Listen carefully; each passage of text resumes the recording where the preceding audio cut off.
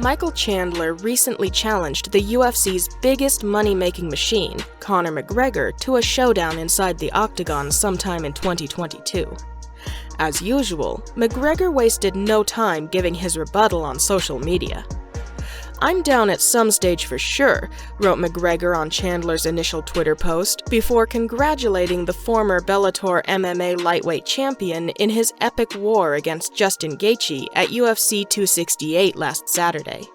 "Great fight the other night, Mike. Congrats."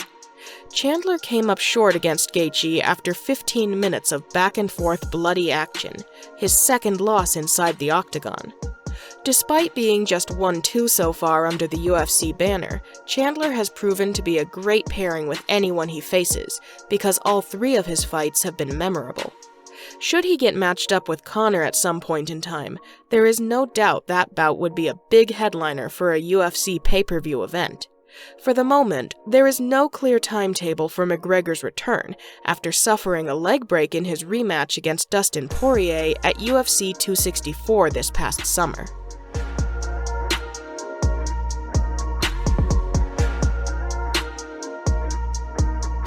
At UFC 268, Nasruddin Imavov handed Edmond Shahbazyan his third consecutive defeat with a TKO stoppage. On a recent episode of the Weighing In podcast, Big John McCarthy gave his reaction. He had the following to say: "Edmen came into the UFC because of the association with Ronda and Edmond Tarverdyan, and with what has happened with his UFC career so far, I think it's either one of two things. One, they gave him so much money, extra money than what they would normally give a fighter that's new to the UFC, so in the UFC's mind, they're like, well, if you're going to get extra money, you're going to get real people to fight. Or two, the UFC are tired of dealing with his trainer and manager, who is obviously Edmond Tarverdyan, so we're going to prove to you that you're not as good as he's saying you are. I just feel bad for him. He changed it up and went to AKA to try to learn some wrestling and stuff, and it kind of changed his game a little bit. You can't change who you are, and I think right now, he's lost 3 in a row. He's in that position where he doesn't know what to do.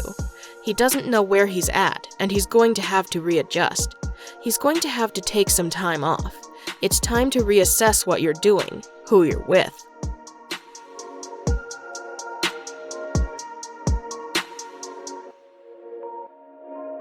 UFC welterweight contender Khamzat Chimaev says he wants to make a December return, and he is taking aim at the UFC welterweight top 10.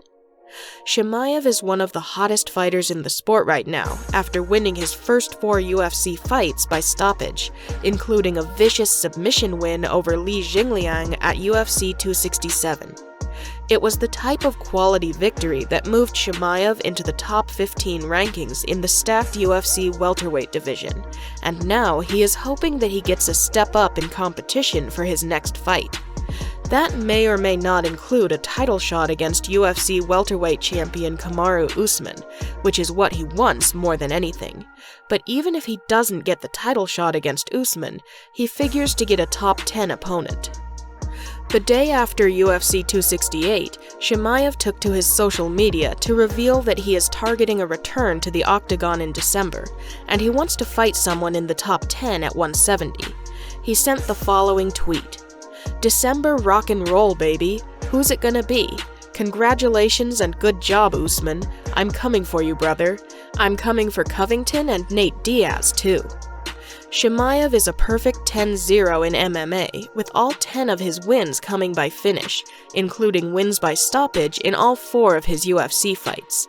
By all accounts, he looks like a future world champion, and someone who could give serious issues to Usman if they ever fight. That being said, there are still other contenders at 170 pounds, such as Leon Edwards, who have waited far longer for a title shot than Chimaev has. So as promising as Chimaev has been in the octagon, he likely needs to get another big win on his resume before Usman is open to giving him the shot at the UFC welterweight title.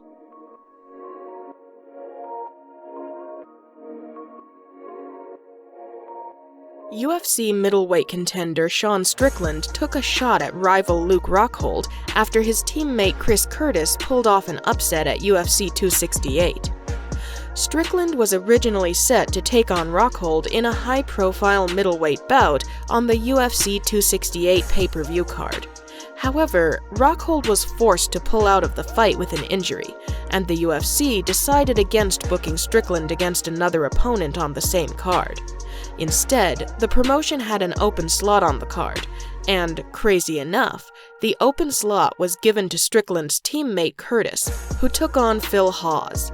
Hawes versus Curtis was supposed to happen last month in Las Vegas, but Hawes wanted more time to prepare for his opponent.